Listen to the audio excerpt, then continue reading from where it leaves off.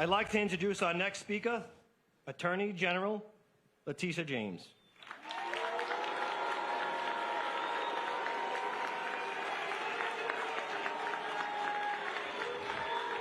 Oh, come on, we're in a house of God.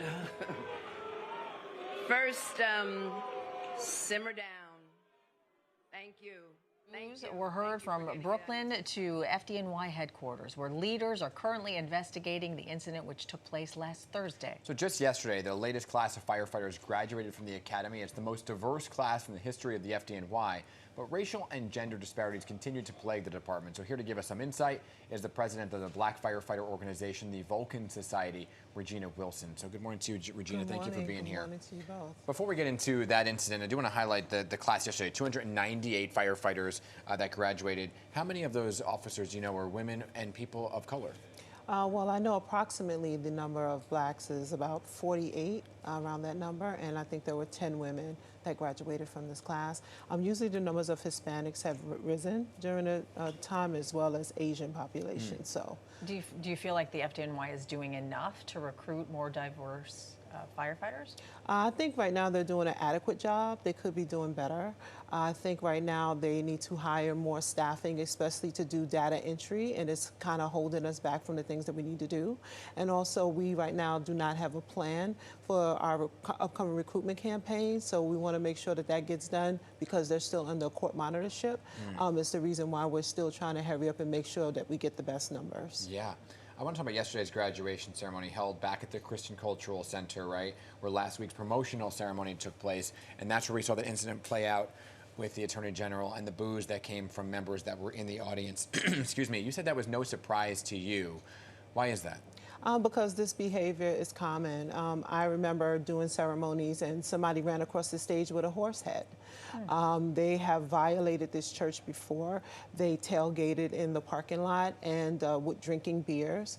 And they have also found a cooler up in the mezzanine of this church. So this church has been defiled before, and I just want to make sure that the city and Letitia James knows that the Vulcan Society definitely supports her, and we think that this behavior is horrible, it's despicable. Well, you also claim that there's deep-seated racism within the department. Why do you say that? I say that because a few years ago, before she retired, one of black female firefighters was sexually assaulted by a white captain until he ultimately retired himself and left unscathed. I have a member who has a sign posted over his locker space insinuating that it's the housing projects. I have a member who has been called the N-word on social media.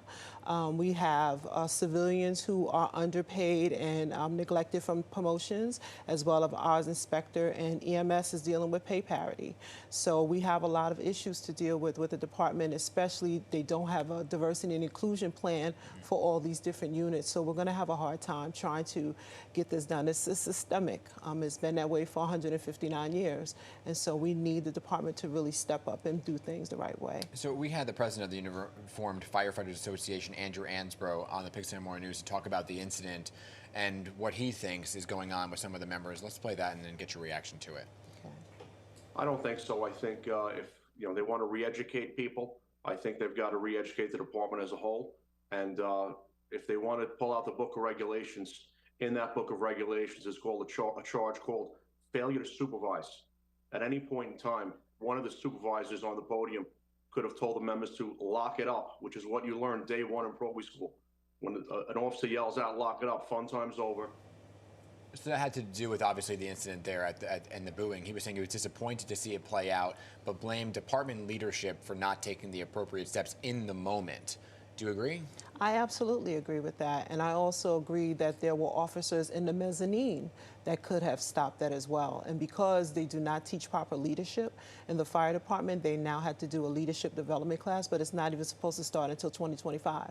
So what are we supposed to do about having adequate leaders run these firehouses? I'm not saying that they're all not, but there's certain techniques and tools that they need to learn, and maybe it would stop some of these racist acts and some of these sexual discrimination that's happening. Yeah, I mean, he talked about re-educating re-educating the department. What else do you feel needs to be done?